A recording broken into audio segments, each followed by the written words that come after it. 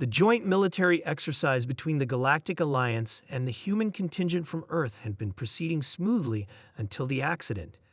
Commander Trell of the Vindari Elite Force watched in horror as the transport shuttle lost altitude and crashed into the rocky terrain of the training moon.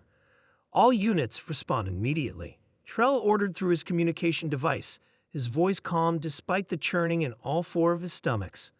The shuttle had been carrying 8 personnel, 3 humans and 5 Galactic Alliance members from various species.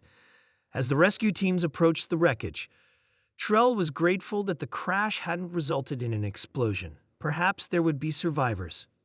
When Trell arrived at the site, he found the human captain Tom already there, assessing the situation with remarkable composure. "We have injured," Tom reported, his face grim but focused. "2 of yours, 1 of mine. The others seem okay with minor injuries."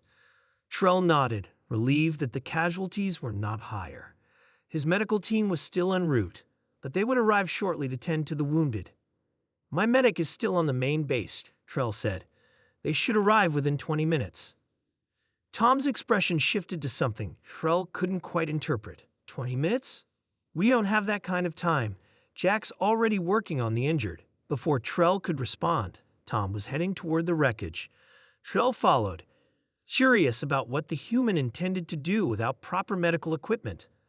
What Trell witnessed next would be forever seared into his memory. Inside the damaged shuttle, human surgeon Jack knelt beside the most severely injured alien, a Marillion named Voss. The Marillion's exoskeleton was cracked, and blue fluid leaked from several wounds. In human terms, Voss was bleeding out. Jack had already cut away parts of his own uniform and was using the fabric as makeshift bandages. What was most shocking was how Jack had taken a piece of metal debris, heated it with a small torch from his emergency kit, and was now using it to cauterize one of Voss's larger wounds. "What is he doing?" gasped one of the Vindari warriors who had accompanied Trell. "Is he burning the wound closed?" The smell of scorched exoskeleton filled the air as Jack worked methodically. "Pressure here," Jack instructed another human, who was applying firm pressure to another wound. "We need to set that limb before the exoskeleton hardens incorrectly." To Trell's astonishment, Jack then produced a small knife and cut into the damaged limb, realigning the broken pieces of exoskeleton before using some kind of quick-setting adhesive from his kit to hold them in place. The Vindari warriors around Trell were frozen in place, their breathing shallow with shock. One of them turned away, unable to watch. "Your warrior will be fine," Jack assured Trell without looking up. "The cauterization will hold until your medics can apply proper treatment. The adhesive is non-toxic to most species." Trell could barely find his voice. You carry tools for this?" Jack glanced up briefly, confusion crossing his face. "Just standard first aid kit, nothing special." The second injured alien was a Krex, a methane breather whose atmospheric suit had been damaged. The human named Lisa was already there, her hands steady as she applied a thick, gummy substance to seal the tears in the suit. "Found this in the shuttle's repair kit," Lisa explained to the bewildered Krex technician. "It'll hold for about 4 hours, more than enough time to get you to proper facilities." The injured human had a deep gash across his thigh. Tom was now attending to him, having already applied a tight binding above the wound. As Trell watched, Tom cleaned the wound with some kind of antiseptic that made the human patient hiss in pain, then produced a small case from his vest. "Suture kit," Tom explained to Trell. "Better close this properly." Trell watched in morbid fascination as Tom threaded a curved needle and, without hesitation, began to sew the edges of the wound together. The injured human gritted his teeth, but made no sound as the needle punctured his flesh again and again. "You are performing surgery," Trell stated, unable to keep the disbelief from his voice. "Here. Now, without medical training." Tom looked up, genuine surprise on his face. "This isn't surgery, it's just basic field medicine. Every soldier learns this during basic training." One of the Vindari warriors finally found his voice.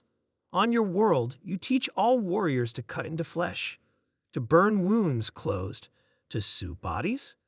"Of course," Lisa said, having finished with the Krex's suit. You never know when you'll be cut off from medical support. Sometimes you have to keep someone alive for days before evacuation. Days? Trell couldn't imagine it. In Vindari culture, only the most specialized medical personnel were permitted to breach the body's integrity. The idea that every human warrior was also a field surgeon was terrifying. By the time the official medical team arrived, Jack had stabilized all three of the seriously injured.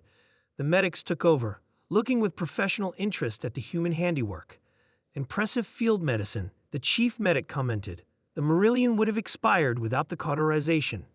Later, as the rescue shuttle transported them back to base, Trell sat across from Tom, finally asking the question that had been burning in his mind. Your planet, what kind of world produces beings who can so casually cut into flesh and bone? Tom smiled faintly. Earth isn't casual about it. We just understand that survival sometimes requires difficult measures. When you evolve on a death world, you learn to improvise. Trell nodded slowly, seeing the humans in a new light. The Galactic Alliance had known humans were physically resilient, but they had underestimated the psychological resilience that accompanied it. These were beings who stared unflinchingly into pain and mortality, not because they were cruel, but because they refused to surrender to death. It was both terrifying and awe-inspiring, and Trell knew the stories would spread throughout the Alliance, tales of the Death World species who carried surgery kits in their pockets and thought nothing of stitching wounds closed under battlefield conditions. The galaxy would never look at humans quite the same way again.